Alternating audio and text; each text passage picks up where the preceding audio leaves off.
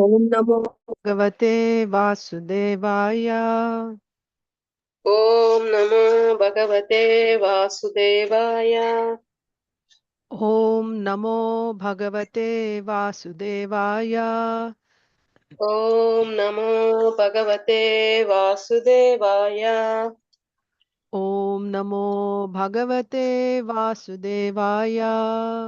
ओम नमो भगवते वासुदेवाय। नारायणं नमस्कृत्य नरं चैव नरोत्तमं देवीं सरस्वतीं व्यासं ततो जयमुदीरयेत्। नष्टप्रायेष्व भद्रेषु नित्यं भागवत सेवया भगवत्युत्तमश्लोके भक्तिर्भवति नैष्ठिकी। नमो विष्णुपादाय कृष्णप्रेष्ठाय भूतले श्रीमते भक्तिवेदान्त स्वामिन्निति नामिने। नमस्ते सारस्वते देवे गौरवाणी प्रचारिणे निर्विशेषा शून्यवादी पाश्चात्यदेशतारिणे। जय श्री कृष्ण चैतन्य प्रभु नित्यानंद श्री अद्वैता गदाधर श्रीवासादि गौर भक्त वृंद। हरे कृष्णा कृष्णा कृष्णा हरे हरे, हरे राम राम राम हरे हरे। ग्रंथराज श्रीमद् भागवतम की जय। श्रीमद् भगवद गीता की जय। जय श्रील प्रभुपाद की जय। जय समवेत गौर भक्त वृंद की जय। जय। ओम अज्ञानतिमिरान्धस्य ज्ञानाञ्जनशलाकया चक्षुरुन्मीलितं येन तस्मै श्रीगुरवे नमः। वाञ्छाकल्पतरुभ्यश्च कृपा सिन्धुभ्य एव च पतितानां पावनेभ्यो वैष्णवेभ्यो नमो नमः। Hare Krishna, dear devotees, welcome to today's Srimad Bhagavatam for all Hare session. Krishna माता जी, साधु प्रणमल माता जी। Pranam Mataji. So today is January 2nd, 2025. Let's recite Bhagavad Gita chapter 18 until text 65, and we will discuss 65 verse today, 65th verse today. Chapter 18, conclusion, the perfection of renunciation, Moksha Yoga. Arjuna uvacha sannyasasya mahabaho tattvam ichhami veditum त्यागस्य च हृषिकेशा पृथक् केशिनिषूदना।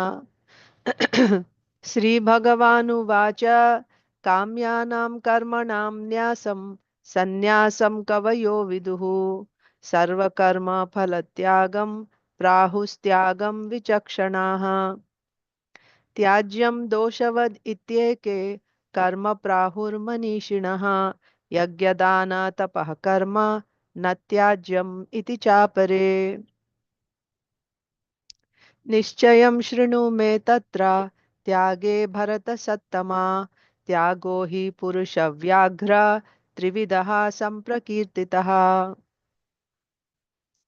यज्ञदानतपः कर्म न त्याज्यं कार्यमेव तत् यज्ञोदानं तपश्चैव पावनानि मनीषिणाम्। एतान्यपि तु कर्माणि सङ्गं त्यक्त्वा फलानि च कर्तव्यानीति मे पार्थ निश्चितं मतमुत्तमम्।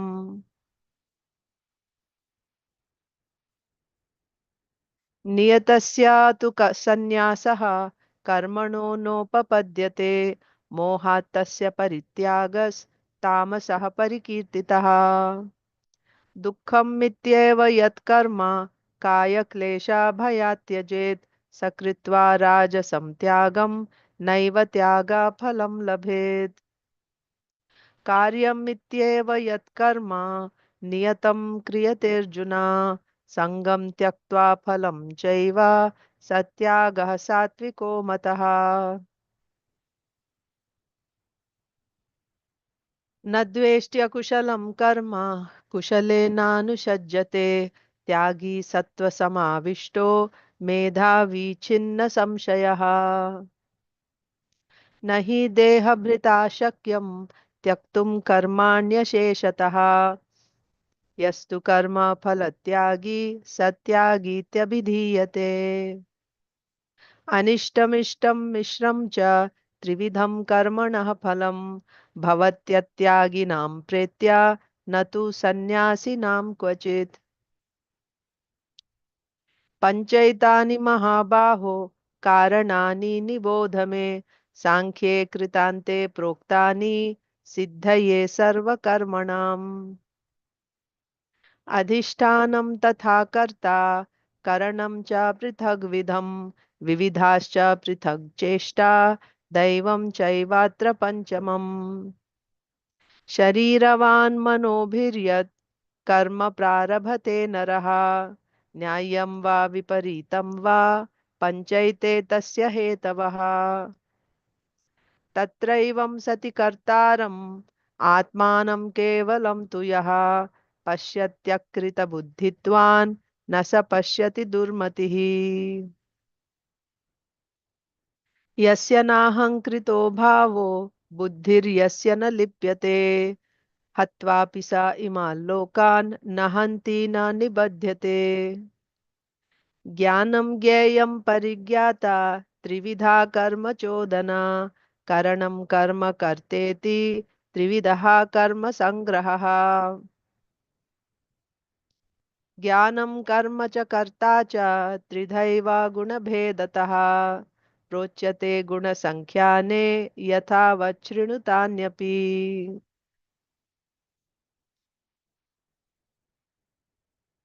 सर्वभूतेषु येनैकं भावम् अव्ययमीक्षते अविभक्तं विभक्तेषु तज्ज्ञानं विद्धि सात्विकम्। पृथक्त्वेन तु यज्ज्ञानं नानाभावान् पृथग्विधान् वेत्ति सर्वेषु भूतेषु तज्ज्ञानं विद्धि राजसम्। यत्तु कृत्स्नवद् एकस्मिन् कार्ये सक्तम् अहैतुकम् अतत्त्वार्थवद् अल्पं च तत्तामसं मुदाहृतम्।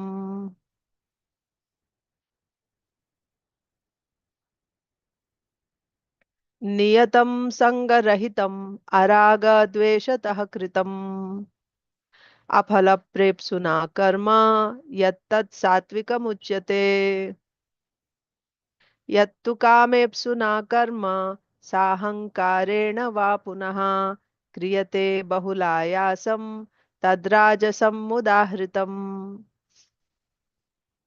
अनुबन्धं क्षयं हिंसाम् अनपेक्षा च पौरुषं मोहाद् आरभ्यते कर्म यत्तत्तामसमुच्यते। मुक्तसङ्गो न वादी धृत्युत्साहसमन्वितः सिद्ध्यसिद्ध्योर्निर्विकारः कर्ता सात्विक उच्यते। रागी कर्मफलप्रेप्सुर्लुब्धो हिंसात्मको शुचिः हर्षशोकान्वितः कर्ता राजसः परिकीर्तितः। अयुक्तः प्राकृतः स्तब्धः शठो नैष्कृतिको लसः विषादी दीर्घसूत्री च कर्ता तामस उच्यते। बुद्धेर्भेदं धृतेश्चैव गुणतस्त्रिविधं शृणु प्रोच्यमानम् अशेषेण पृथक्त्वेन धनञ्जय। प्रवृत्तिं च निवृत्तिं च कार्याकार्ये भयाभये बन्धं मोक्षं च या वेत्ति बुद्धिः सा पार्थ सात्विकी। यया धर्मम् अधर्मं च कार्यं चाकार्यमेव च अयथावत् प्रजानाति बुद्धिः सा पार्थ राजसी। अधर्मं धर्मम् इति या मन्यते तमसावृता सर्वार्थान् विपरीतांश्च बुद्धिः सा पार्थ तामसी। धृत्या यया धारयते मनः प्राणेन्द्रियः क्रियाः योगेनाव्यभिचारिण्या धृतिः सा पार्थ सात्विकी। यया तु धर्म काम अर्थान् धृत्या धारयते अर्जुन प्रसंगेन फलाकांक्षी धृतिः सा पार्थ राजसी यया स्वप्नं भयं शोकं विषादं मदमेव च न विमुञ्चति दुर्मेधा धृतिः सा पार्थ तामसी सुखं त्विदानीं त्रिविधं शृणु मे भरतर्षभा अभ्यासाद् रमते यत्र दुःखान्तं च निगच्छति यत्तद् अग्रे विषम् इव परिणामे मृतोपमं तत्सुखं सात्विकं प्रोक्तम् आत्मबुद्धिप्रसादजम् विषयेन्द्रियसंयोगाद् यत्तद् अग्रे मृतोपमं परिणामे विषम् इव तत्सुखं राजसंस्मृतम् यदग्रे चानुबन्धे च सुखं मोहनम् आत्मनः निद्रालस्य प्रमादोत्थं तत्तामसं मुदाहृतम् न तद् अस्ति पृथिव्यां वा दिवि देवेषु वा पुनः सत्वं प्रकृतिजैर्मुक्तं यदेभिः स्यात् त्रिभिर्गुणैः I'll read that again. न तद् अस्ति पृथिव्यां वा दिवि देवेषु वा पुनः सत्वं प्रकृतिजैर्मुक्तं यदेभिः स्यात् त्रिभिर्गुणैः ब्राह्मणक्षत्रियविशां शूद्राणां च परन्तप कर्माणि प्रविभक्तानि स्वभावा प्रभवैर्गुणैः शमोदमस्तपः शौचं क्षान्तिरार्जवमेव च ज्ञानं विज्ञानमास्तिक्यं ब्रह्मकर्म स्वभावजम् शौर्यं तेजो धृतिर्दाक्ष्यं युद्धे चाप्यपलायनम् दानम् ईश्वरभावश्च क्षात्रं कर्म स्वभावजम् कृषि गोरक्ष वाणिज्यं वैश्यकर्म स्वभावजं परिचर्यात्मकं कर्म शूद्रस्यापि स्वभावजम् स्वे स्वे कर्मण्यभिरतः संसिद्धिं लभते नरः स्वकर्म निरतः सिद्धिं यथा विन्दति तच्छृणु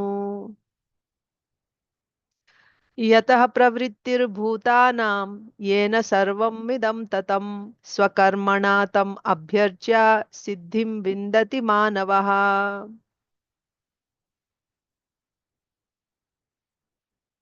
श्रेयान् स्वधर्मो विगुणः परधर्मात् स्वनुष्ठितात् स्वभावान्नियतं कर्म कुर्वन्नाप्नोति किल्बिषम् सहजं कर्म कौन्तेय सदोषम् अपि न त्यजेत् सर्वारम्भा हि दोषेण धूमेनाग्निरिवावृताः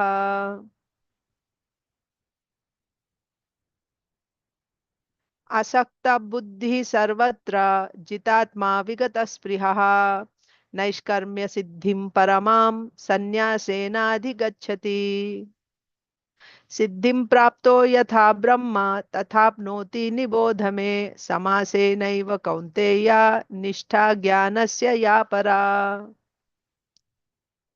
बुद्ध्या विशुद्धया युक्तो धृत्यात्मानं नियम्य च शब्दादीन् विषयान् त्यक्त्वा रागद्वेषौ व्युदस्य च विविक्तसेवी लघ्वाशी यत वाक्कायमानसः ध्यानयोगपरो नित्यं वैराग्यं समुपाश्रितः अहंकारं बलं दर्पं कामं क्रोधं परिग्रहं विमुच्य निर्ममः शान्तो ब्रह्मभूयाय कल्पते ब्रह्मभूतः प्रसन्नात्मा न शोचति न काङ्क्षति समः सर्वेषु भूतेषु मद्भक्तिं लभते पराम् भक्त्या मामभिजानाति यावान् यश्चास्मि तत्त्वतः ततो मां तत्त्वतो ज्ञात्वा विशते तदनन्तरम् सर्वकर्माण्यपि सदा कुर्वाणो मद्व्यपाश्रयः मत्प्रसादादवाप्नोति शाश्वतं पदमव्ययम् चेतसा सर्वकर्माणि मयि सन्न्यस्य मत्परः बुद्धियोगम् उपाश्रित्य मच्चित्तः सततं भव. So these two verses 56 and 57 are the guhyatara jnanam. Okay, do your karma and offer it to me. And 57, and offer it to me, and then you 56 is also saying Mad Vyapashraya, taking shelter in me. And 57 is saying, think about me. Machchittah satatam bhava. This is guhyatara jnanam, more confidential knowledge. Machchittah sarva durgani matprasadat tarishyasi atha chetvam ahankaran nashroshyasi vinangshasi. Yadahankaram ashritya nayotsya iti manyase mityaisha vyavasayaste prakritistvam niyokshati. स्वभावजेन कौन्तेय निबद्धः स्वेन कर्मणा कर्तुं नेच्छसि यन्मोहात् करिष्यस्यवशोऽपि तत्. So these three verses are saying, don't ignore what I'm saying, and ignoring me if you do, and if you leave away from if you leave this battlefield and go away, still you'll be doing the same work of fighting because that is your swabhava. Even if you go to the forest, you'll fight with the sages there. ईश्वरः सर्वभूतानां हृद्देशेऽर्जुन तिष्ठति भ्रामयन् सर्वभूतानि यन्त्रारूढानि मायया. So how all these karmas are happening according to Swabhava. So all this is facilitated by Paramatma. He's sitting in the heart. The Lord is sitting in the heart as Paramatma. Everything is coming from him. Without him, nothing is possible. Therefore, Tameva Sharanam Gacha Sarva Bhavena Bharata. Sharanam Gacha. Take shelter of him in every way. Tat Prasadat Param Shantim Sthanam Prapsyasi Shashwatam. By his mercy, if you take shelter of him all the time, you can get the ultimate destination. Shashwatam Sthanam you can get. Iti te jnanam akyatam guhyad guhyataram maya. Until now, I told you guhya and guhyatara jnana. Vimrishyatad aseshena yathechasi tatha kuru. After you deliberate on it properly, you decide what you want to do. Now, सर्वगुह्यतमं भूयः शृणु मे परमं वचः इष्टोसि मे दृढम् इति ततो वक्ष्यामि ते हितम्.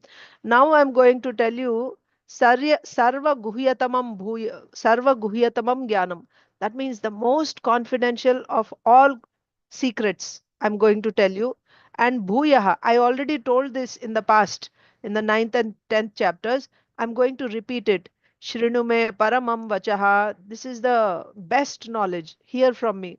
Why I am telling you ishtosime dridam iti? Because you are very dear to me. That's why I'm telling you. Tato vakshami te hitam. I love you so much. That's why I'm telling you for your own benefit. So we discussed that yesterday. Now the next verse. So I told you from here onwards, from 65 onwards, for 8 verses, Krishna is going to give this most confidential knowledge. Guhyatamam Jnanam, 65. 65, 66, 67, 68, 69, 70, 71, 72, until 72. Manmana bhava, maybe we'll just read all 7 ones, 8 ones. Manmana bhava madbhakto madhyaji mam namaskuru mame vaishyasi satyam te pratijane priyosi me. सर्वधर्मान् परित्यज्य मामेकं शरणं व्रज अहं त्वां सर्वपापेभ्यो मोक्षयिष्यामि मा शुचः. इदं ते नातपस्काय न भक्ताय कदाचन न च शुश्रूषवे वाच्यं न च मां योऽभ्यसूयति. य इदं परमं गुह्यं मद्भक्तेष्वभिधीस्य sorry य इदं परमं गुह्यं अभिधास्यति भक्तिं मयि परां कृत्वा मामे वैष्यत्य संशयः. न च तस्मान् मनुष्येषु कश्चिन्मे प्रियकृत्तमः भविता न च मे तस्माद् अन्यः प्रियतरो भुवि. अध्येष्यते च य इमं धर्म्यं संवादम् आययोः ज्ञानयज्ञेन तेनाहम् इष्टः स्याम् इति मे मतिः. श्रद्धावान् अनसूयश्च शृणुयाद् अपि यो नरः सोऽपि मुक्तः शुभान् लोकान् प्राप्नुयात् पुण्यकर्मणाम्. कच्चिद् एतत् श्रुतं पार्थ त्वयैकाग्रेण चेतसा कच्चिद् अज्ञानसम्मोहः pranashtaste dhananjaya. So these are the 8 verses, and then the remaining are Arjuna speaking, then Sanjay speaking. Okay. So now we will do 65. Manmana bhava madbhakto madhyaji mam namaskuru. Mame vaishyasi satyam te pratijane priyosime. Just 1 second. Give me 1 second. So this is the most confidential knowledge that Krishna is giving to Arjun, beginning with Manmana bhava madbhakto.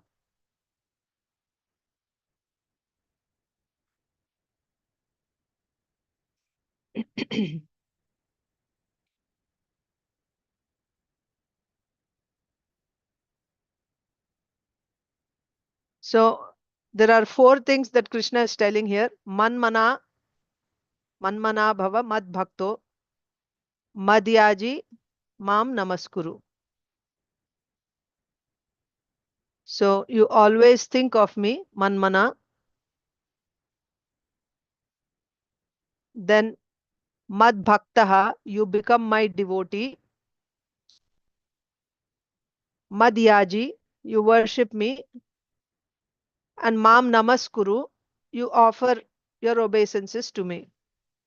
So what do these things mean? I will discuss in a minute. 1 second. According to Srila Vishwanath Chakravarti Thakur's commentary, I will explain. Okay. So manmana bhava means keep your mind always fixed on me. Your mind, keep me in your mind all the time. Keep your mind on me or in me. Mad bhaktaha means you become my devotee. Okay. Mad bhaktaha means you become my devotee. Then madhyaji, you worship me. Mam namaskuru, offer obeisances to me. Mame vaishyasi satyam te, I'm telling you this truth. By doing this, you will certainly come to me. This is a fact. This is the truth. Pratijani priyosime means because you are my dear friend, I am promising you this truth. Priyosi, you are very dear to me. That is why I am promising this to you, that you will certainly come to me if you do these four things. So until now, Krishna spoke about so many subjects. Karma, about jnana, he told about Ashtanga Yoga, then he talked about different types of bhakti, and he also, now he's speaking about the essence of everything that he spoke so far. The essence of all these 18 chapters. In these 8 verses, Krishna is going to speak. What is the essence of all this Bhagavad Gita? Shuddha Bhakti. That's what Krishna is going to speak finally in these two verses, 65 and 66. And then the remaining 6 verses are talking about the glory of this. So should we think that whatever Krishna had said until now, if this is the essence, then all the other things are a waste?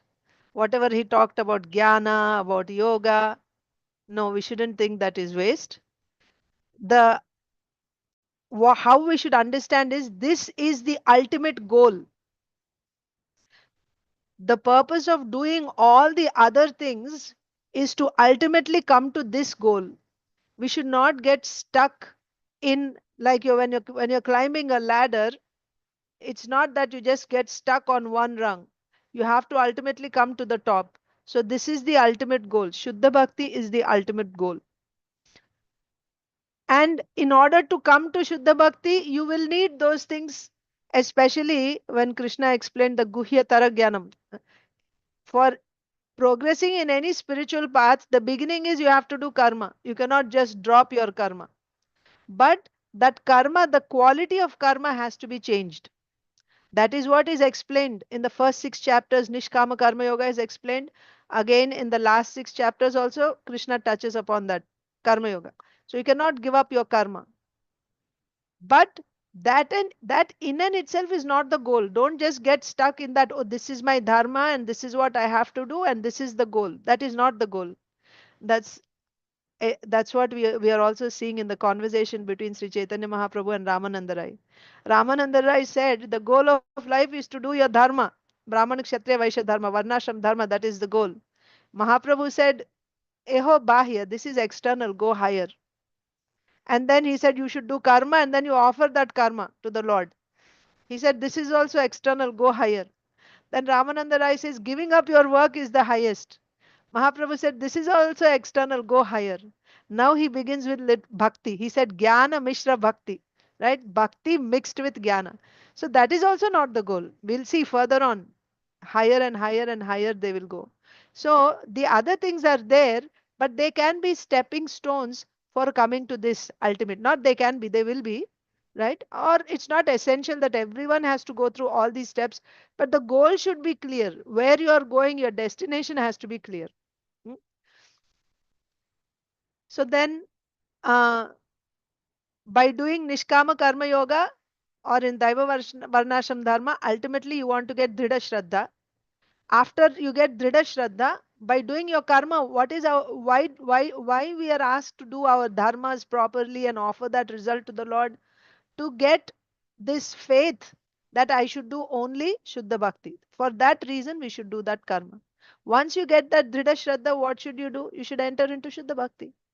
So that is what the Lord is saying here. Sarva dharma. This is manmana bhava madbhakto madhyaji mam namaskuru. There is no karma here. Direct devotional service. Always think about me. You be my devotee. You worship me. You offer obeisances to me. That's all you do all the time. This is Shuddha Bhakti. The Lord is saying you do only this. So he is repeating whatever he said. So manmana bhava madbhakto. You become my devotee and you think about me. What did yeah, so that we discussed already.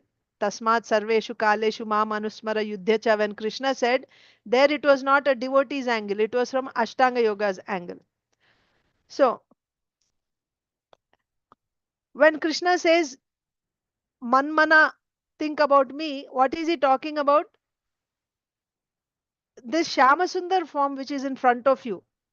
You think of me in this form, in the form of Krishna, as I'm standing in front of you. So, oh Arjuna, you fix your mind on this Shyamasundar form which is in front of you. So, Manmana, you always think of me means in what way you think of me? Like this. This is the most attractive form. It naturally attracts everyone. So, you always think of me in this Shyamasundara form. That's what Manmana means. Mad Bhaktaha means Bhakta. Bhakta means what? A devotee. Who is a devotee? Devotee means he's a servant of the Lord, isn't it? You be my bhakta means you be my servant.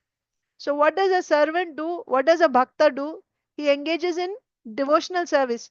Shravanam, Kirtanam, Vishnu Smaranam, Pada Sevanam, Archanam. Service, right? So you do Kirtan for the Lord. You speak the glories of the Lord. You do Archana, you do worship of the Lord. You clean his temple. You cook for the Lord. You go and speak the glories of the Lord. Tell people about Krishna consciousness, book distribution. All this is service. So, Mad Bhaktaha means you become my servant. You become my servant. So all these activities, worshipping the Lord, chanting his glories, hearing his glories, all these are activities of a bhakta. So you become my bhakta means you engage in my service. Then madhyaji, again madhyaji means, so mad bhakta means you become my servant.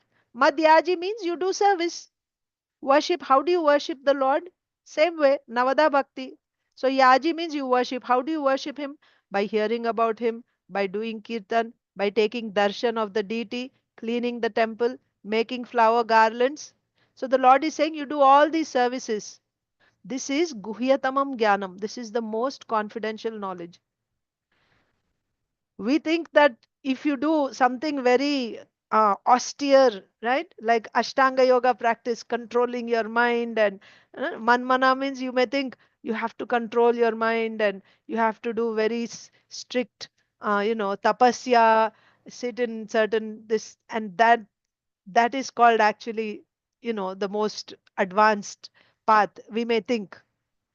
but or even merging into Brahman by studying jnana, right? Studying the Upanishads, doing difficult austere practices. But simply by doing these activities of hearing about the Lord, chanting Krishna's names, taking darshan of the Lord's deity form, cleaning his temple, making garlands, these activities which appear to be so simple, this is the most confidential knowledge, and this is the highest platform. If anyone is engaged in these activities continuously, this is the most confidential knowledge, this is the highest platform, Krishna is saying. And the Lord is saying, Madhyaji, you serve me like this. And finally, Mam Namaskuru. Namaskuru means you offer obeisances unto me. Offer obeisances means either you do Ashtanga Pranam or Panchanga Pranam, offering obeisances. Ladies do Panchanga Pranam, men do Ashtanga Pranam. So you offer obeisances unto me. So uh, we discussed, again, we are going over these things once again. Uh, that's all. This is the main subject. So these four activities, Manmana, Madbhakta, Madhyaji, Mam Namaskuru, these are called Sakshat Bhakti or direct devotional service. Now, if you're doing your dharma as a Brahmana, as a Kshatriya, as a Vaishya, the duties are given, right? Before this, Krishna said, Brahma Karma Swabhavajam, right? So, what activities do they do? Pathan, Yajan, Yajan, Dana, Pratigraha. Kshatriyas, ruling. Vaishyas, farming, cow protection. Shudras do various types of activities. That is not counted as Sakshat Bhakti. That is not the greatest Bhakti. Although that work also can be offered to the Lord and then it is called Bhakti, but that is not Sakshat Bhakti. That's not direct devotional service. That is not the most confidential knowledge. These activities, direct devotional service of worshipping the Lord, chanting his glories, hearing his glories, making garlands for him, right? Attending his festivals, taking darshan of the Lord. This is the most confidential knowledge. That has to be understood. Of course, we know Aropa Siddha Bhakti means you do your karma and then you offer the result to the Lord. But that is not Shuddha Bhakti, or that is not the most confidential knowledge. So that's what is said in this verse. Then the next verse, Sarvadharman Parityaja, we will just Sarvadharman Parityaja verse has a lot of discussion. Uh, so that was 65 was the first of the 8 verses. Okay. Of the 8 verses, the first one is Manmana Bhava Madbhakto Madhyaji Mam Namaskuru Mame Vaishyasi Satyam Te Pratijani Priyosime. The next one is Sarvadharman Parityajya Mamekam Sharanam Vraja Aham Tvam Sarva Papebhyo Moksha Ishyami Ma Shuchaha. So in this verse, Krishna is saying, Arjun, now finally he's saying, you give up all other dharma, sarva dharman parityaja. Until now, whatever dharmas Krishna was saying, you have to fight as a kshatriya, right? Give up all your dharma, swadharma and paradharma also. Because Arjun was thinking, I will give up this and I'll go begging, I'll take to Brahmana's profession. Krishna is saying, no, you give up. Swadharma, paradharma, both you give up. No need. Right? And in text 57, what did Krishna say? You do your dharma and offer the result to me.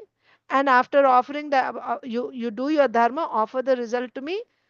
And while doing that work, and at other times also, constantly you think about me. Machitta satatam bhava, isn't it? So now Krishna is saying, no need of doing your dharma also. No, work and offer the result. No, just sarva dharma, just drop everything, my dear Arjun, and you simply uh, do direct devotional service. Manmana bhava mad bhakto madhyaji mam namaskuru. Just simply keep doing that. You don't have to do any other work. But in 57th verse, Krishna had said that there he said, no, you do your karma. So this is 66. 57 is not even, like 10 verses before this. Krishna told Arjun that you don't have the qualification to give up your work and do direct devotional service. Why? What is the qualification to do Shuddha Bhakti? Direct devotional service means continuously, like not doing any karma. To give up your karma, you don't have that qualification yet. Why he said that you don't have qualification to give up your karma? Because you need Dhrida Shraddha. Huh? To do, to do, to give up your karma, what you need is Dhrida Shraddha. And Arjun, you don't have that qualification yet, Krishna is saying. How you'll get Dhrida Shraddha? When you get the mercy of a pure devotee, then you'll get by the mercy, by the kripa of a Shuddha Bhakta, and by hearing Shastras, Bhakti Shastras again and again, whatever doubts are there in my heart about the Supreme Lord, those doubts will be removed. Then I will get Dhrida Shraddha. When I get Dhrida Shraddha, then I will surrender to the Lord and I will begin pure devotional service. Now, Krishna told Arjun, you didn't get that mercy of a Shuddha Bhakta. So when this is said, you understand Krishna is speaking, Arjun is playing the role of all of us. So via the medium of Arjun, Krishna is instructing all of us. You may say Arjun is the eternal associate. He didn't get the mercy of a Shuddha Bhakta. So understand like that. So Krishna is telling Arjun that you didn't get the mercy of a Shuddha Bhakta yet. Therefore, you don't have Dhrida Shraddha to drop your work. So you do your work. But while doing work also, you do that work which is prescribed, because earlier he listed Brahmana, Kshatriya, Vaishya duties and he said everyone is under the modes of material nature. That means, otherwise why he mentioned, if you can do whatever you like, why, what was the need to mention that? So systematically Krishna came. Everyone in the entire universe is under the influence of these three modes. Based on these three modes, you get your Swabhava. Based on that Swabhava, there are four types of Dharma: Brahmana Dharma, Kshatriya, Vaishya, Shudra Dharma. Everyone will fall in this category. There is no one who doesn't fall in this category. They will have that Swabhava. So then that means you should do work according to your Swabhava. That also Krishna says, right? Swe swe karmanya abhirataha samsiddhim labhate naraha. You can get perfection simply by doing your particular duty. That is also said. So after, and also he said, Shreyan swadharmo vigunaha paradharmat swanushthitat. It's better for you to do your own duty. Don't do paradharma, someone else's duty. You don't do, even if you're very expert in doing someone else's duty. Don't do that. You do your dharma. So much Krishna said about how you should stick to your particular dharma. So here when Krishna says you do work and then you offer to me, obviously it means you do your swadharma and you offer it to me. And then simultaneously you also think about me. You try to think about me all the time. Why you cannot drop your work yet? Because you don't have the qualification to give up work and do only direct devotional service 24 hours. What is the qualification for that? Dhrida Shraddha. Dhrida Shraddha, that my identity is I am simply a servant of the Supreme Lord, and as a servant of the Supreme Lord, the identity of the spirit soul is he is a servant of the Supreme Lord. So I should only be doing direct devotional service to the Lord. Why I am identifying myself as a Brahmana, as a Kshatriya, as a husband, as a wife, as a mother, as a daughter? Why I am identifying like this? And then based on that, I have this duty, that duty. I should simply do direct devotional service. My dear devotees, this is not a mental exercise that by hearing this, now immediately I'll drop everything. The thing is, you should be, that is why Krishna is saying again and again, you keep doing your duty, but while doing your duty, you cultivate your Shraddha. It's not going to come immediately. Now, when I hear immediately, it's not going to happen. Krishna is saying, you cultivate this. For that, for us to get that conviction that I must only do devotional service, nothing else, that will happen by the mercy of a pure devotee. You'll get that conviction. But mercy, even when the mercy comes, we have to also work from our side. It's not like magic that, like they'll just touch you and immediately you are, it's not like that. Mercy comes. Now, Srila Prabhupada gave us Bhagavad Gita, Bhagavad. This is mercy. Now, when the mercy comes for you, you must accept that mercy in this way. Take this seriously, do your work, and then you hear from Bhakti Shastras in the association of devotees. You hear again and again, by this we will cultivate our Shraddha. Until you get Shraddha. And what is the natural consequence of Shraddha? When you get that Dhrida Shraddha, you will not even plan or think or endeavor to do anything except direct devotional service. At every moment, your heart will be pushing you. I must do Sakshat Bhakti to Krishna because I am a servant of the Lord. I should be rendering service.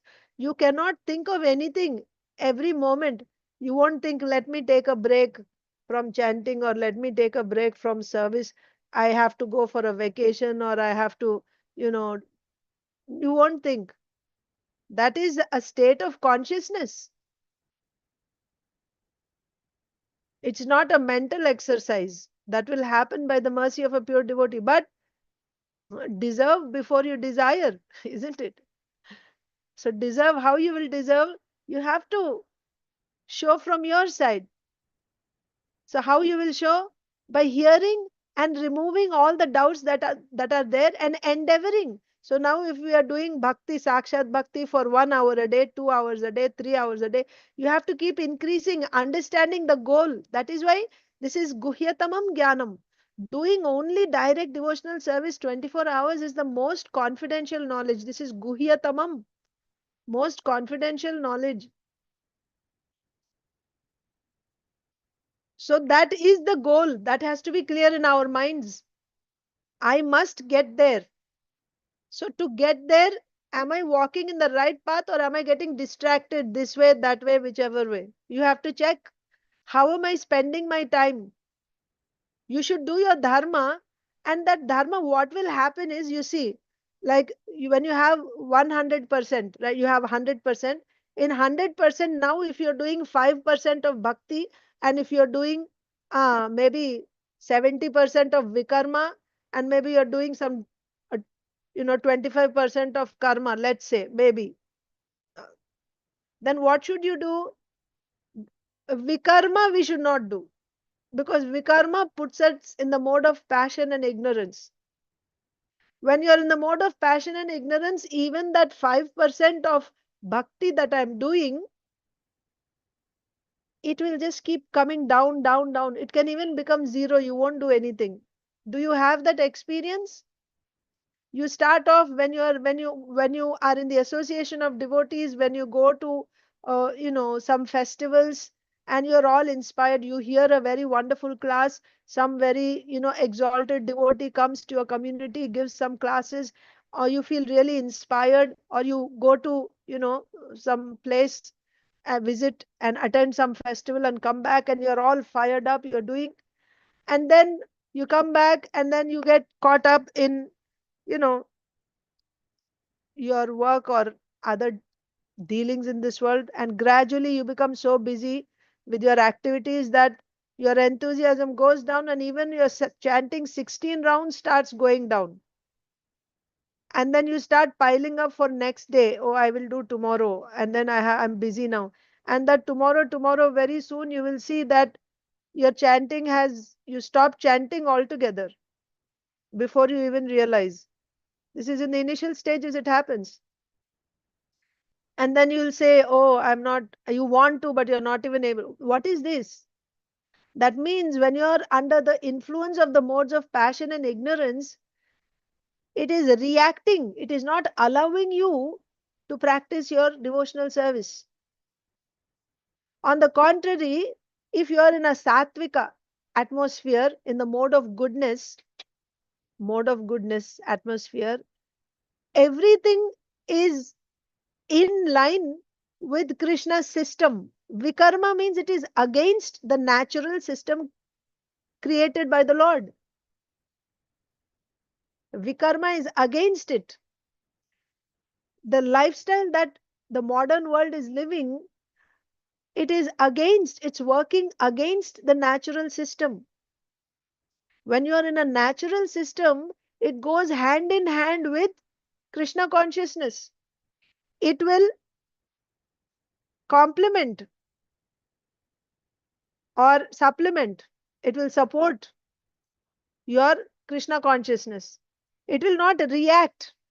It will not try to pull it down. So, what I should do now, look at your life and see in my 24 hours, how much time am I engaging in Vikarma? And don't even count your sleep time. What are you achieving in that time? So you see how much in 24 hours, how many hours am I actually engaging in bhakti activities?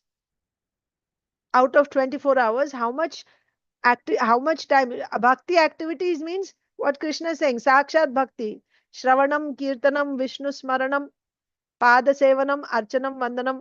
No, Shravanam, Kirtanam, Vishnu Smaranam, Pada Sevanam, then Vandanam, Archanam, Vandanam.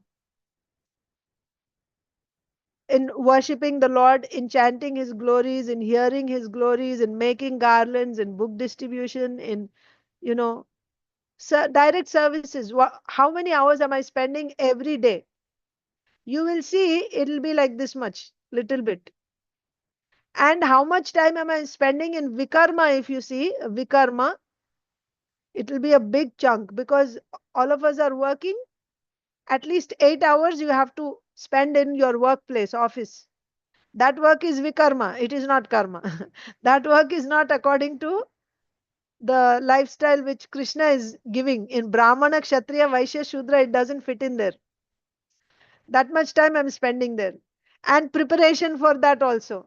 Before going, you have to prepare, you have to get to your place, and you have to come back from there. And if you do karma according to Vedic injunction, so okay, you're married, so you're maintaining your family, husbands, wives, children, parents, you're living together if you're living with parents. Okay, so okay, that is karma. And in that also, how much work you're doing as it is prescribed in the Vedas, and how much work you're doing which is not prescribed. So that is why I'm saying how much time you're spending in Vikarma, how much time in karma, and how much time in bhakti am I spending. What is Krishna saying here? The goal is to come to doing full 24 hours Sakshat Bhakti only. That is the goal. We are all studying Bhagavad Gita. We are all, we call ourselves devotees, or at least we are aspiring devotees. So what Krishna is saying, we should completely accept this is the goal. This is where I should be going. Am I moving in that direction towards the ultimate goal or not? So now after hearing this, is it possible for me to just drop everything and 24/7 I will just like Haridas Thakur, I'll be chanting Hare Krishna? Is it possible? It won't be possible. Why it won't be possible? Because you need fuel to do that. Gas, petrol. For you, if you have to drive 100 miles, first you fill your tank and then you can drive. So the gas that you need for you to do Shuddha Bhakti, Sakshat Bhakti is Shraddha. So some of us may have Shraddha to do continuously for 4 hours. Someone else may have Shraddha only for 1 hour I can do. After that, I cannot. I cannot sit continuously, or I cannot do direct devotional service. I have to take a break. I have to do something else.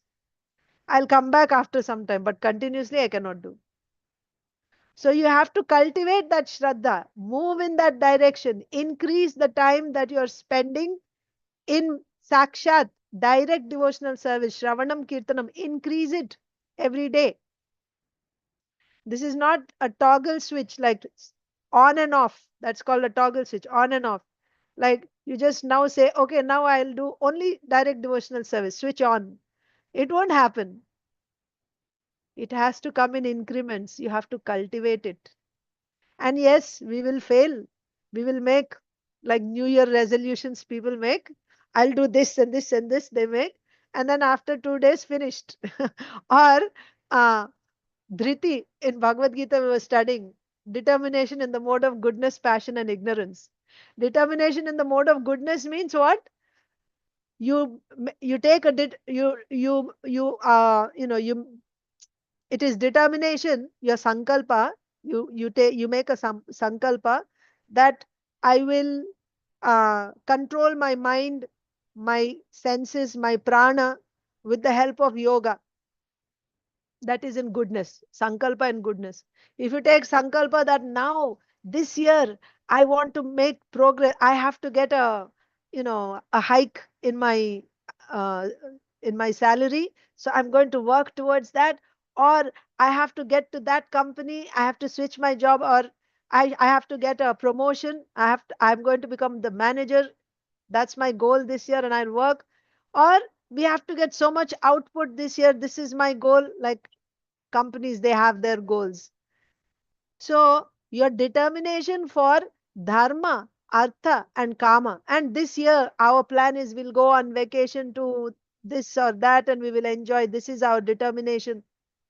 So your sankalpa for working, earning money and sense gratification, this type of determination is determination in the mode of passion. Or we'll get a, this year my plan is I'll buy a new car, or I'm making a determination this year I'll get a house, or like that.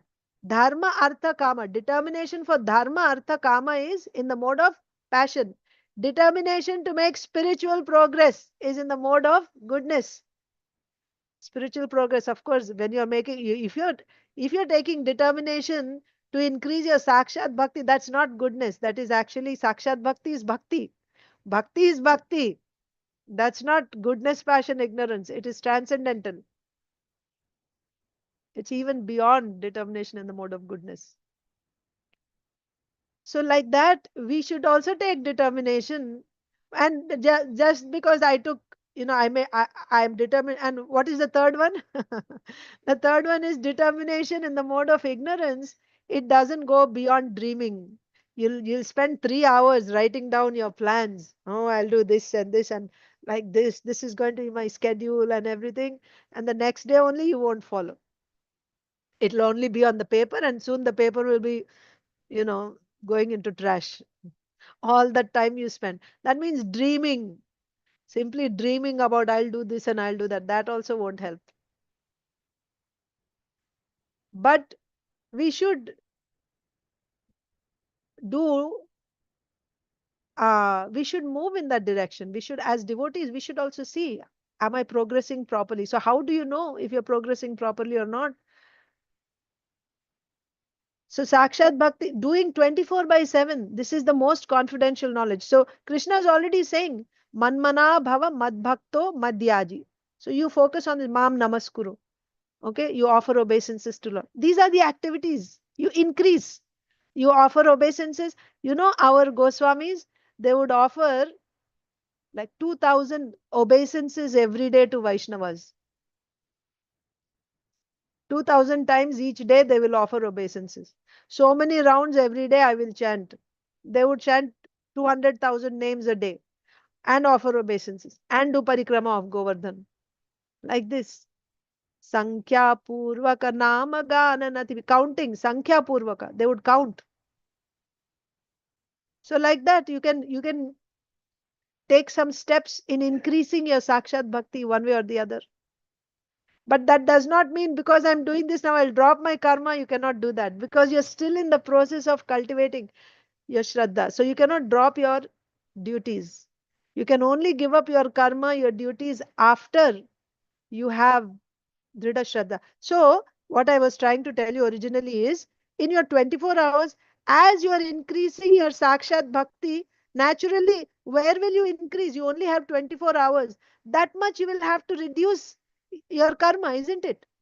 So this is how it is going to work. So it's not that all of a sudden you drop all karma, but you see there are so many activities which I do which are unimportant, unnecessary, not required. There is some activities which are essential, like basic things. For your basic sustenance, there are some things that you have to do.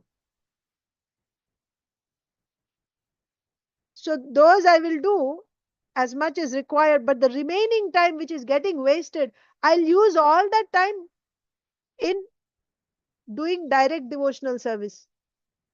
You can start like that. And what happens when you're doing direct devotional service is you will start, because it's natural for us to do. The point is, bhakti is natural for the living entity. Krishna is saying, Manmana means you think about this form of me, Sham Sundar form, because it is natural for the living entity to be attracted to Krishna. It is natural for anyone to get attracted to Krishna. That's our constitutional position. As a spirit soul, we are meant to render devotional service to the Lord. So as you start doing these activities, what will happen is your attraction will increase in that. You will want to do more and more. You will start getting taste in that. Then you will start losing taste in these material activities, karma, which you are doing. You will start increasing. This is how gradually it will increase. So it is not something which is going to happen overnight. And even if you fail at times, you pick yourself again and you try. This is the way to do. And while doing this, even when you're doing your karma, also Krishna is saying, always think about me. This is how we have to move. And then one day when you get Dridha Shraddha means by that time, now even this little karma that you're doing, you'll get enough. Shraddha means faith. You'll get enough faith that Yogakshemam vahamyam ananyas chintayanto mam ye jana paryupasate tesham nityabhiyuktanam Yogakshemam vahamyam. Krishna is saying, if I become Ananya Bhakta of Krishna, Ananya means complete dependence on Krishna, only Krishna. You become completely dependent on Krishna, even if you are a faithful servant of a master in this material world, you become a faithful servant, the master will take care. Well, not in the present day, maybe, but in the Vedic society, the master takes responsibility of the servant. And what type of a master is Krishna? If I take full shelter of Krishna, he is assuring me here in Bhagavad Gita. This verse, Sarva Dharman Parityajya Mamekam Sharanam Vraja Aham Tvam Sarva Papebhyo Mokshayishyami Mashuchaha. He is assuring you. You surrender unto me. I will relieve you, deliver you from all sinful activities. You don't worry. Krishna is giving that assurance. So, but now at this point, I don't have faith. Okay, this is Bhagavad Gita, I'm hearing, it's okay, but come back to practicality. Reality is, I still have to pay my rent. I still have to go and buy in the store. Krishna is not going to come and pay. If I have to buy a cauliflower, Krishna is not going to come and pay the money at the counter. I have to work and I have to earn. What does this mean? This means I don't have faith. That's all. That's what it means. And some other people challenge. If it is true, if you have faith, you show me how it is happening.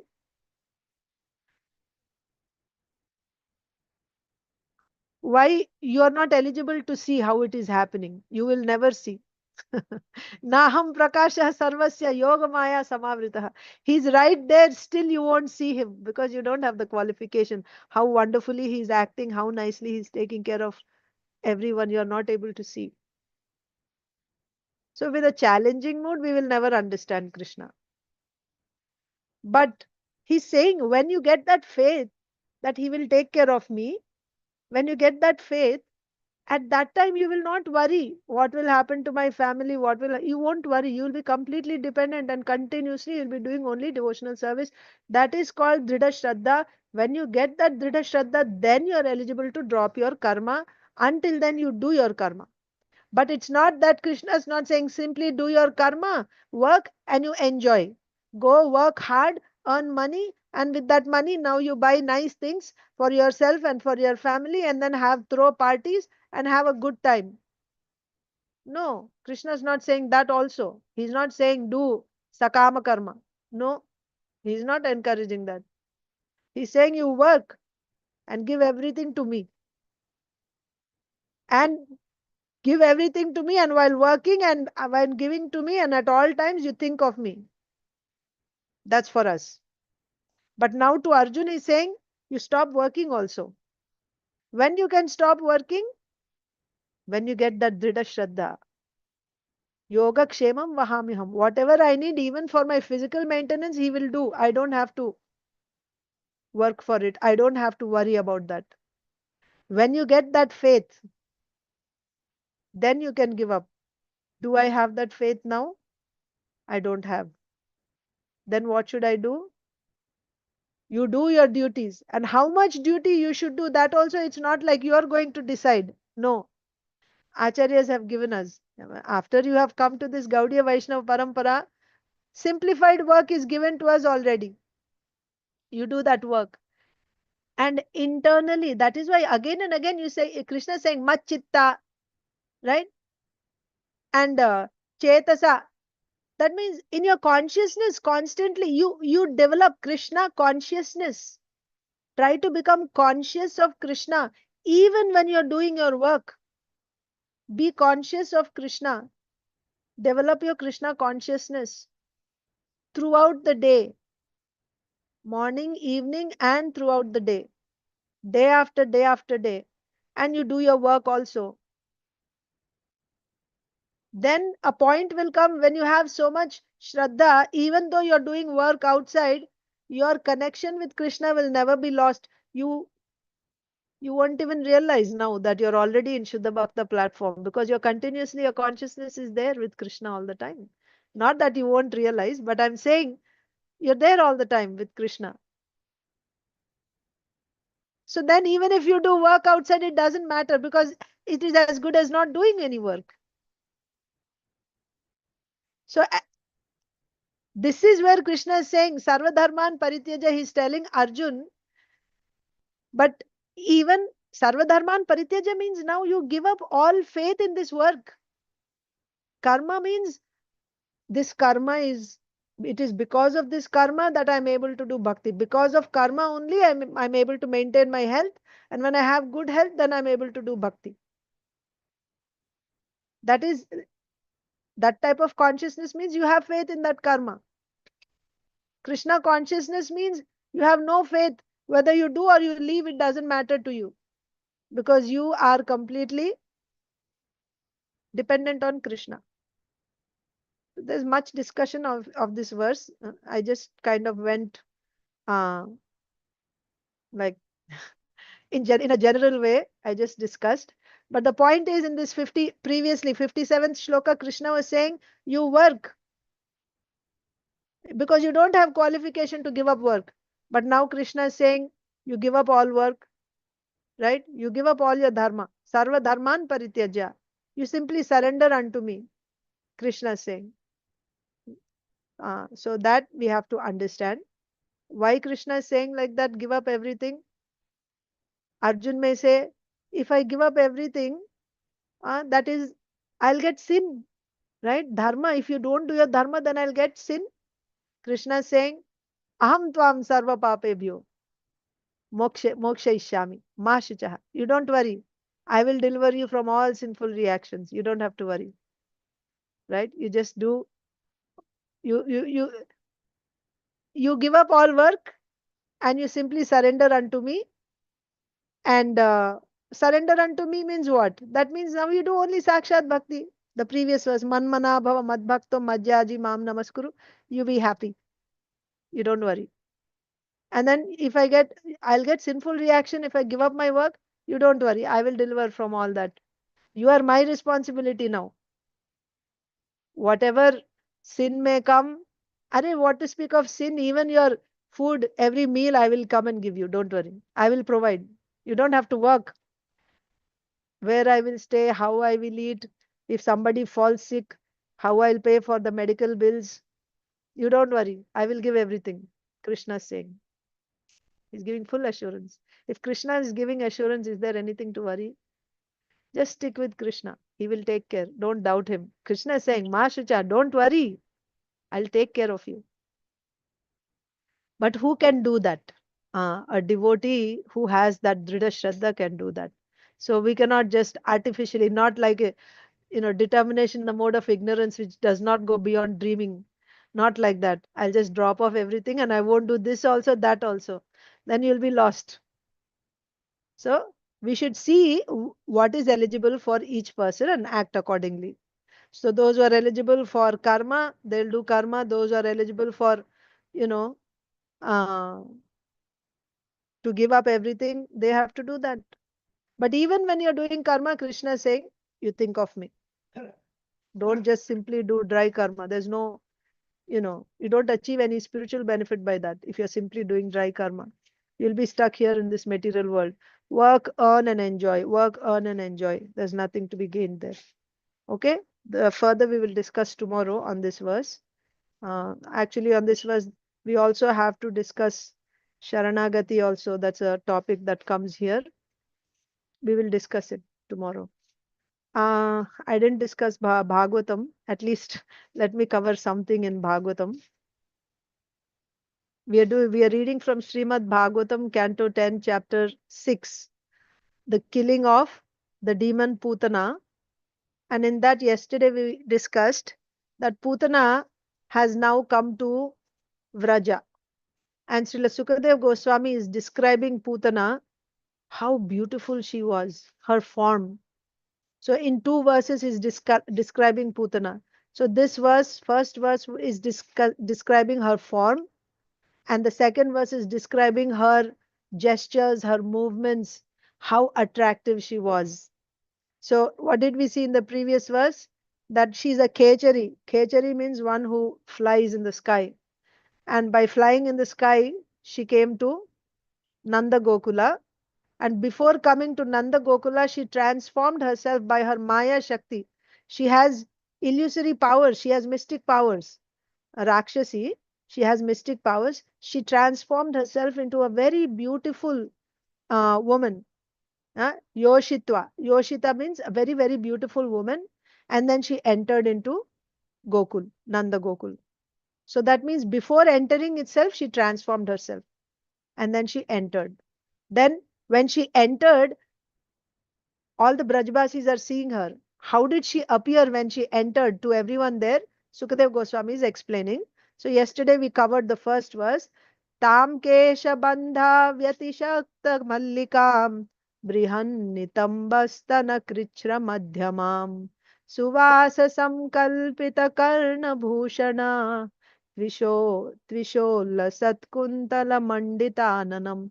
Tam, her, this Putana's Keshabandha. Keshabandha means her, hair tied in a bun, kopu, right?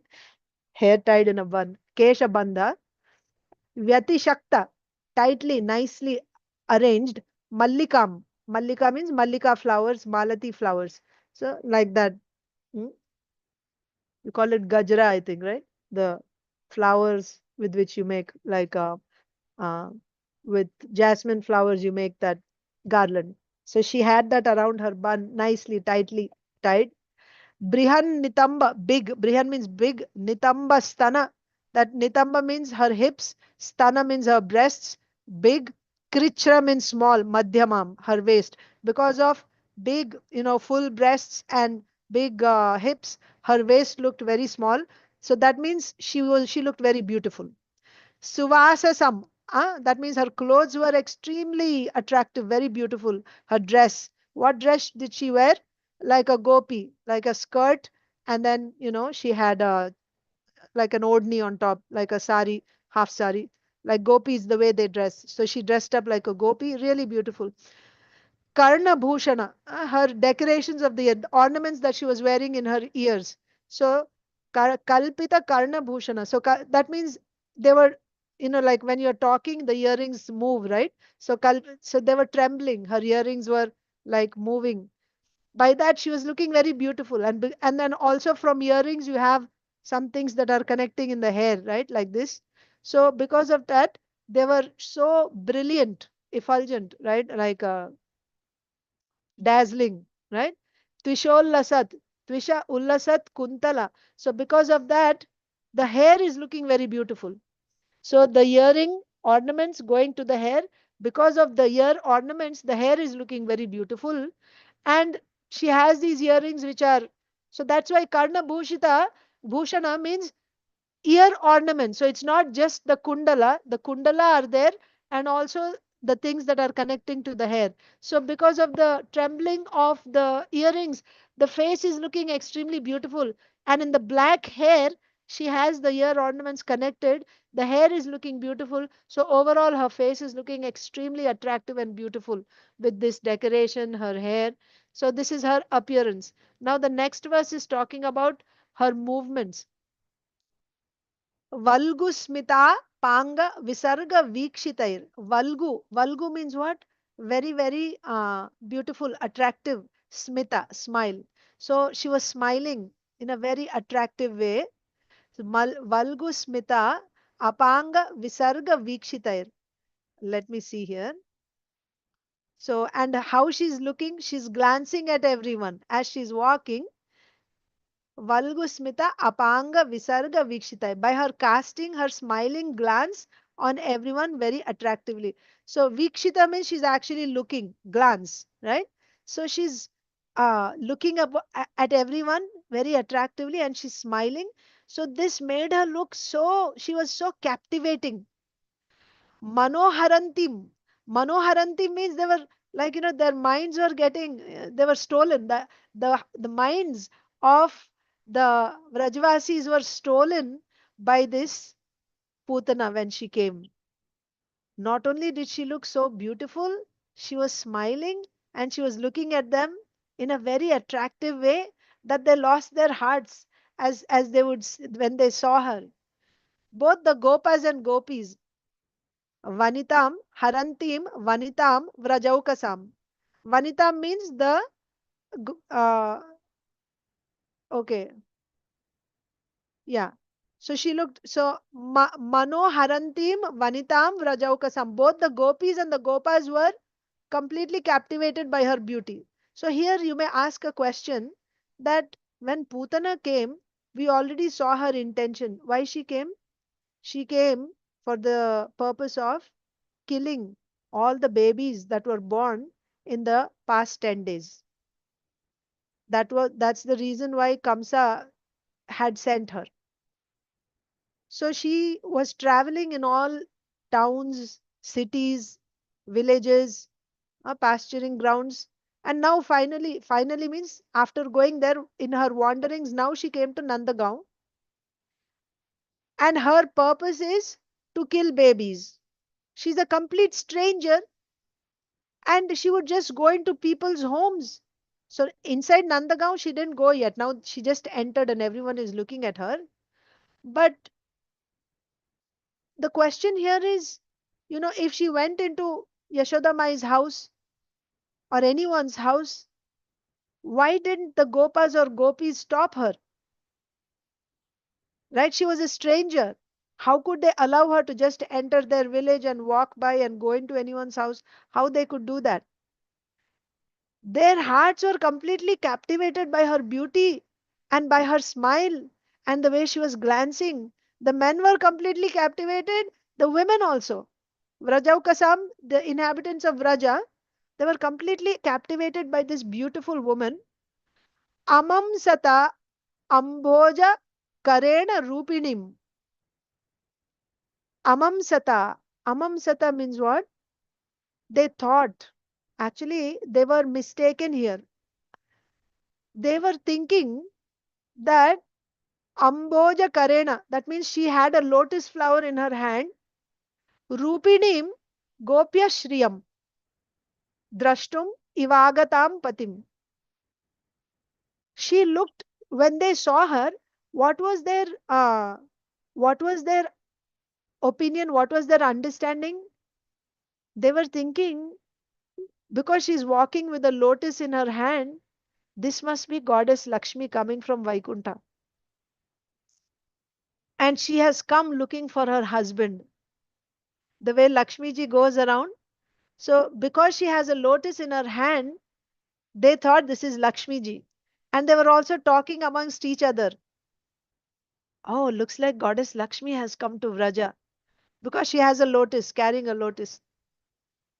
So Lord Vishnu is very fond of lotus flowers. Because Lord Vishnu, so Shankha Chakra Gada Padma, the Lord also holds Padma in his hand. He's very fond of lotus flowers.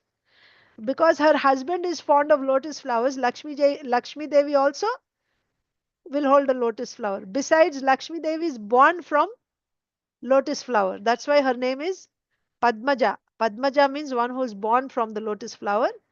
Actually, even Srimati Radharani's name is also Padmaja, born from lotus flower.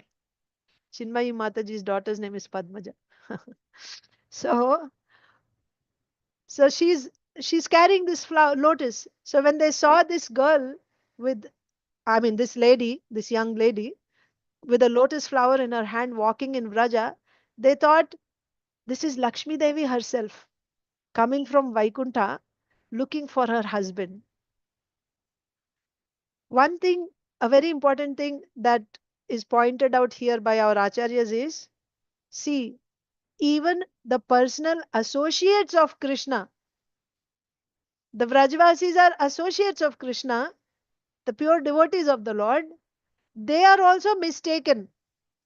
That means you can misunderstand a person. Sometimes we see someone and we get such a good, we think, oh, this person is so good, and we glorify the person so much. We'll tell others also, this is the best, and you glorify that person. And soon you'll find out the person is completely opposite of what you thought. So sometimes we speak of, Maharaj says, His Holiness Radha Govind Maharaj says that sometimes devotees or people in general also, they give their realizations, right? This is my realization.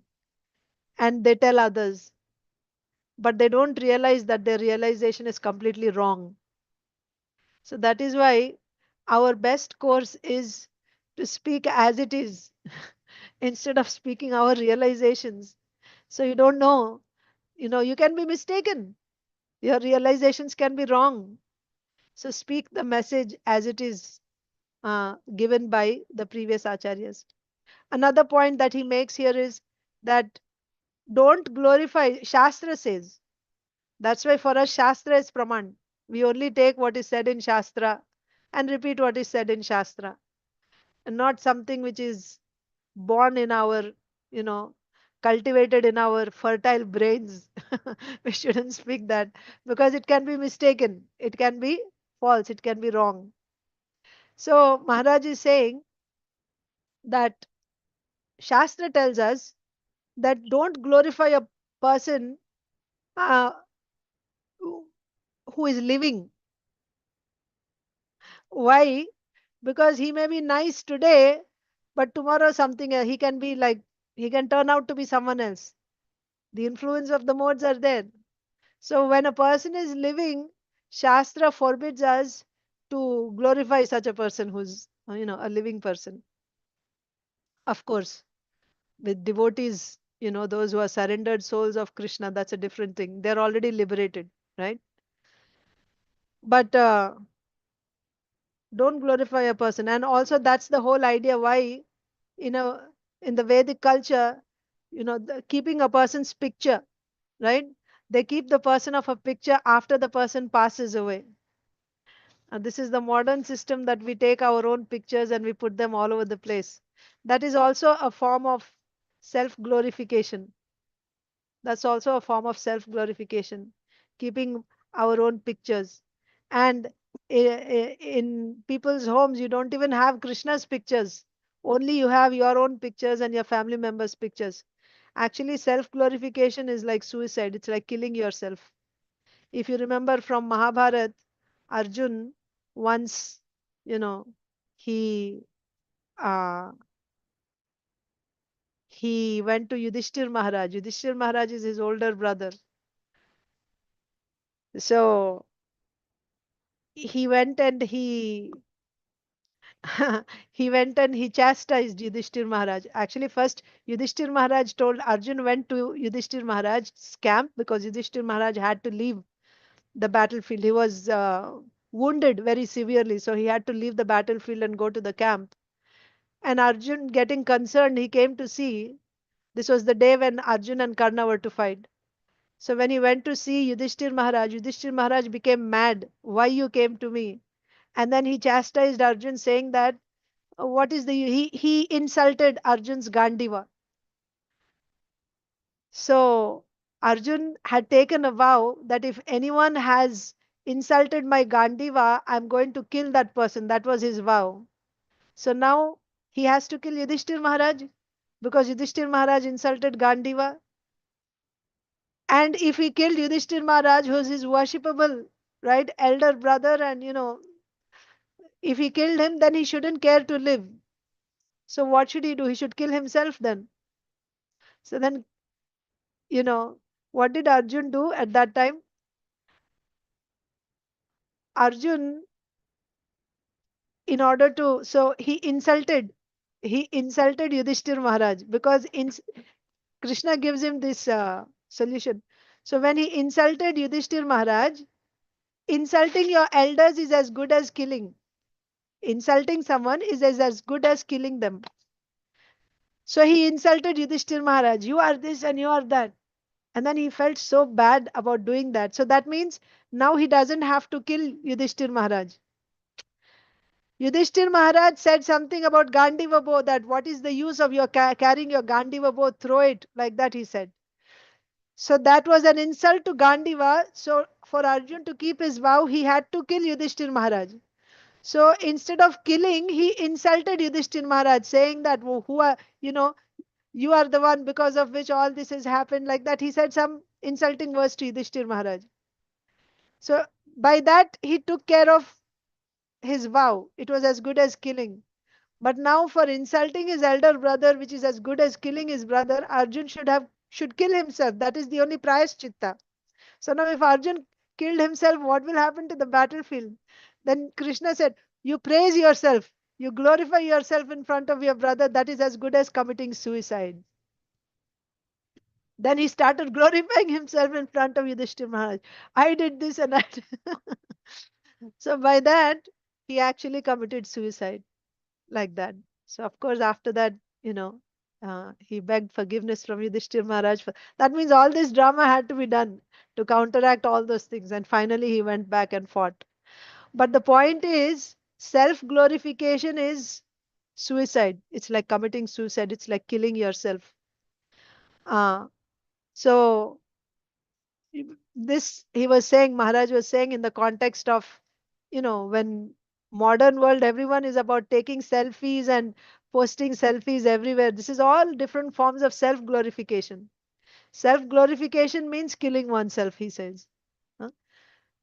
So, and as far as glorifying others, you can be mistaken, right? You think, you give your opinion about this person is so wonderful, that person is so bad, or whatever you're giving, especially glorifications when you give. Like here, the Brajbasis are glorifying Putana. Oh, this is Goddess Lakshmi herself.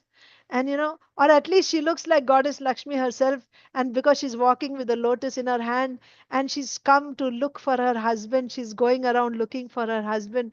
So their feelings toward her were like, a devotee's feelings towards Lakshmi Devi.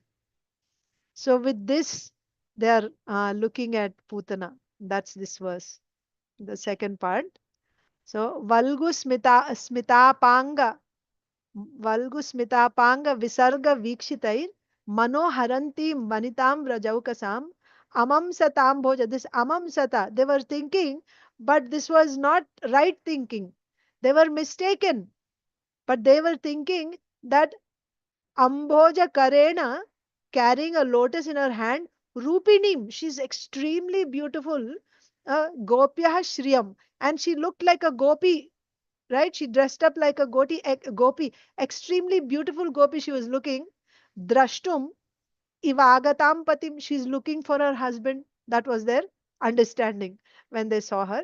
So yesterday we saw the translation. I'll quickly read it again and we will end the class. Her hips were full, her breasts were large and firm, seeming to overburden her slim waist, and she was dressed very nicely. Her hair, adorned with a garland of mallika flowers, was scattered about her beautiful face. Her earrings were brilliant, and as she smiled very attractively, glancing upon everyone, her beauty drew the attention of all the inhabitants of Braja, especially the men. When the gopis saw her, they thought that the beautiful goddess of fortune, holding a lotus flower in her hand, had come to see her husband, Krishna. So the next verse we will do tomorrow. Thank you all so much for staying extra 10 minutes. All of you have a wonderful day in Krishna consciousness. Those who are in India, good night. Vancha kalpatarubhyascha kripa sindhubhya cha patitanam pavanebhyo vaishnavebhyo namo namaha. Ananta Koti Vaishnav Vrinda ki jai. Srila Mataji, Prabhupada. I have 2 questions, but I'll ask tomorrow. I have to go to a meeting. I will ask tomorrow if we get time. Yes, Mataji, please. Okay, Thank you. Mataji. Hare Krishna. Thank you. Hare Krishna, everyone. Hare Hare Krishna Mataji. Hare Krishna.